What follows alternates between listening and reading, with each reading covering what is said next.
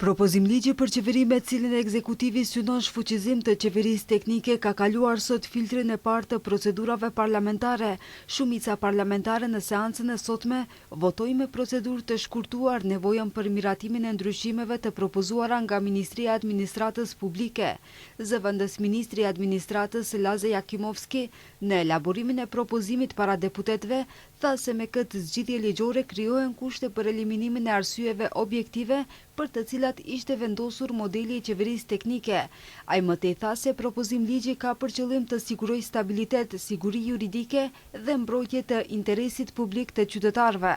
Për shkak të nevojës për përdorim racional dhe të përgjegjshëm të financave publike, forcimin e stabilitetit institucional dhe sigurimin e legjitimitetit të plot demokratik të qeverisë, si bartëse e pushtetit ekzekutiv e zgjedhur nga Kuvendi, me këtë propozim ligj vendoset një kornizë e qartë dhe e zbatueshme juridike, e cila do të garantojë zgjedhje të drejta dhe transparente përmes institucioneve të themeluara me kushtetutë dhe ligje, si dhe do të eliminojë zgjidhjet e përkohshme të vendosura me marrëveshje politike në të kaluarën.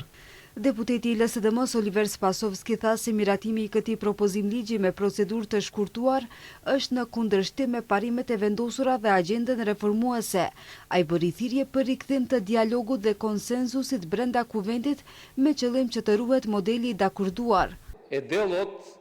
Ligji për qeveri është pjesë e listës së ligjeve për agjendën reformuese, me atë që sot po dëshironi të sillni ligj për qeveri me procedurë të shkurtuar, në vend se me procedurë të rregullt, nuk do të mund të plotësojmë ato kritere për agjendën reformuese, sepse agjenda reformuese parashën një qasje sistematike dhe të thelluar. Është e nevojshme të kthehemi te formati përmes të cilit është miratuar kjo zgjidhje ligjore me konsenzus dhe dialog ndërmjet partive politike.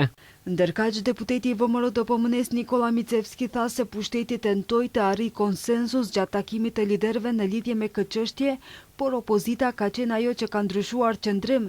Ai tha se qeveria teknike është zgjidhje vjetërsuar, ndërsa sqaroi se ndryshimet e reja ligjore do të vlen jo nga zgjedhjet e ardhshme, por nga zgjedhjet pas asaj.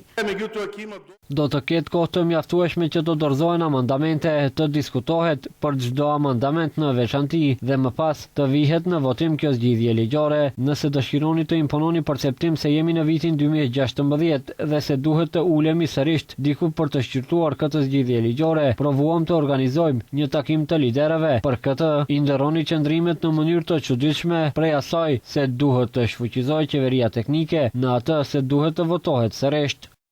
Qeveria teknike doli nga marrëveshja e përzhinës e vitit 2015 si përgjigje ndaj krizës së atëhershme politike dhe mosbesimit në procesin zgjedhor.